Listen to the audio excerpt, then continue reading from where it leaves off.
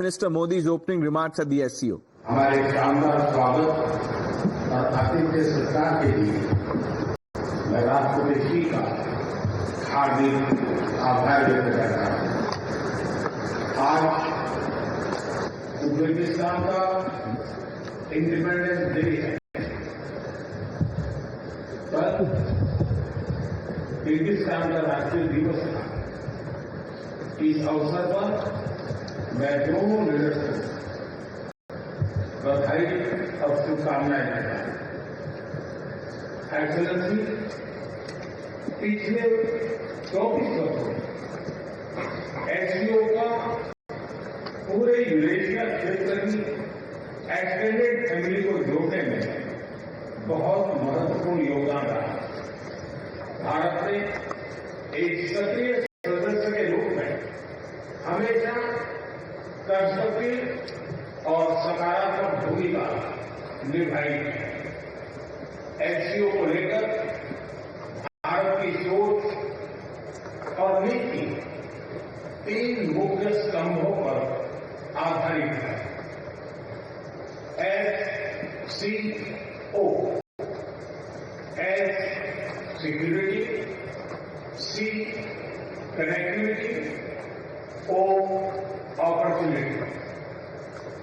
पहले स्तंभ एस यानी सिक्योरिटी के संदर्भ में मैं कहना चाहता हूं कि सुरक्षा, शांति और स्थिरता किसी भी देश के विकास का आधार है।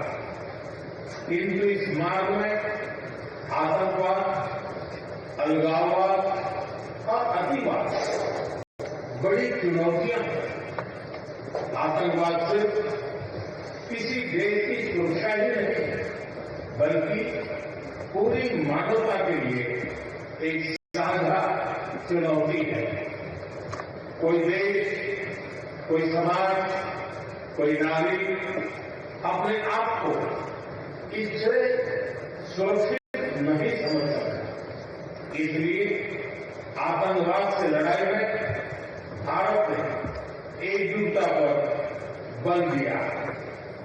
इसमें एससीओ रैक्स की बहुत महत्वपूर्ण भूमिका रही। इस वक्त भारत ने ज्वाइंट इंफॉर्मेशन ऑपरेशन को लीड करते हुए अल-कायदा और इससे जुड़े आतंकी संगठनों से लड़ने का इंस्टीट्यूट किया।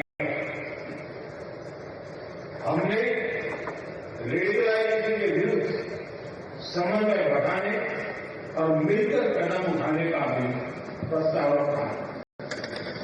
टेरर फाइनेंसिंग के खिलाफ आवाज उठाई।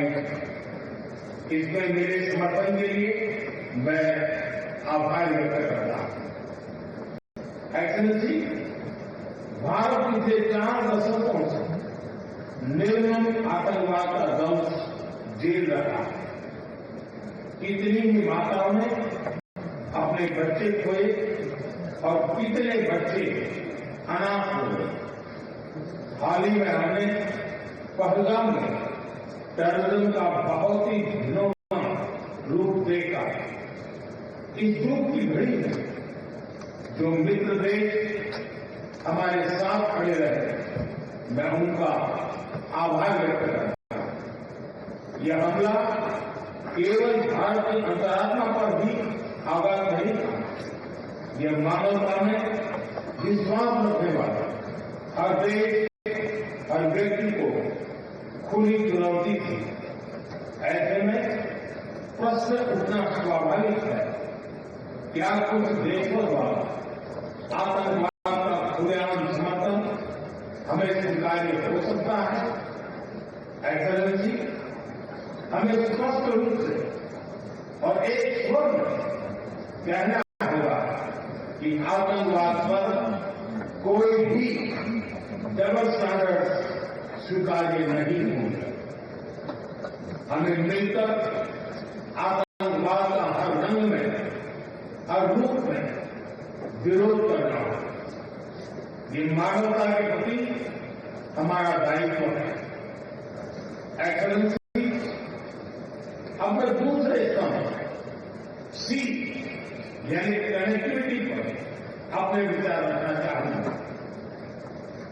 भारत का हमेशा से मत रहा है कि मजबूत कनेक्टिविटी से केवल व्यापार ही नहीं बल्कि विश्वास और विकास के द्वार भी खुलते हैं।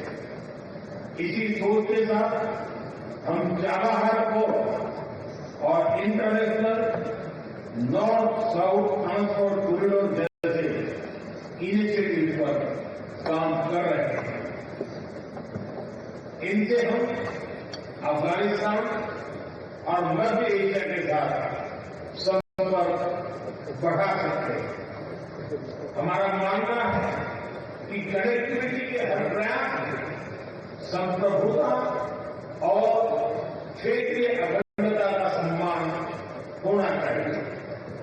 यही एससीओ चार्टर के मूल सिद्धांतों में भी विदित है। Connectivity that bypasses sovereignty, losing trust and meaning. Excellency, तीसरा स्तंभ है ओ यानी अपॉर्चुनिटी।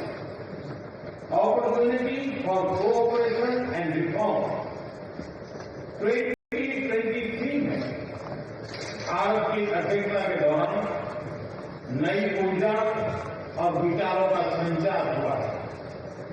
स्टार्टअप और innovation, traditional medicine, youth empowerment, digital inclusion और शेयर बुद्धिस्ट हेरिटेज नए विषयों को अपने सहयोग में जोड़ा।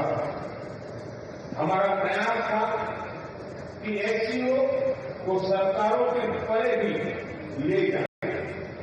सामान्य मानवी, यंग साइंटिस्ट, स्कॉलर्स और स्टार्टअप्स को भी आपस में जोड़े। हमारे पीपल टू पीपल टाइम में दृढ़ता देने के लिए मैं आज एक और सुझाव रखना चाहूंगा। एससीओ के अंतर्गत एक सिविलाइजेशन डायलॉग फोरम बनाया जाए। इससे हम अपनी प्राचीन सभ्यताओं, कला, साहित्य और परंपराओं को वैश्विक मंच पर साझा कर सकते हैं। एक्सेलेंसी, आज भारत रिफॉर्म, परफॉर्म, ट्रांसफॉर्म के मूल मंत्र पर आगे बढ़ रहा है। कोविड हो या वैश्विक आर्थिक अस्थिरता, हमने हर चुनौती को अवसर में बदलने का प्रयास किया है।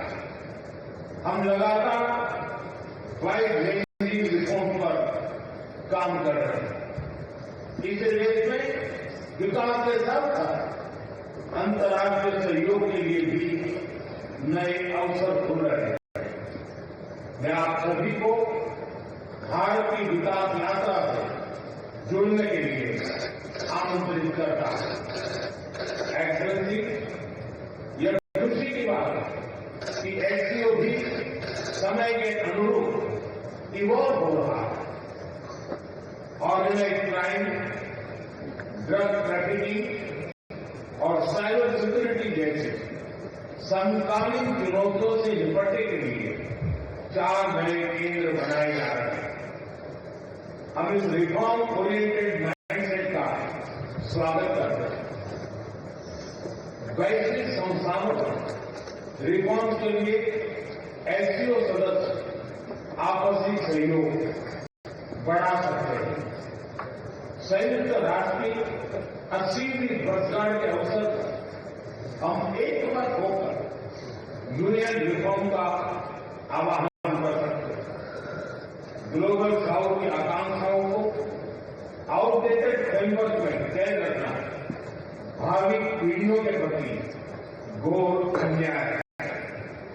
नई पीढ़ी के बहुरंगी सपनों को हम पुराने जमाने की ब्लैक एंड व्हाइट स्क्रीन पर नहीं दिखा सकता।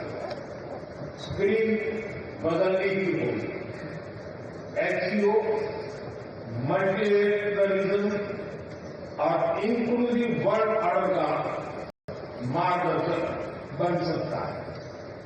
मुझे खुशी है कि इस महत्वपूर्ण विषय पर आज एक स्टेटमेंट जारी किया जा रहा है। अटल जी हम सभी पार्टनर्स के साथ समन्वय और सहयोग के साथ आगे बढ़ रहे हैं।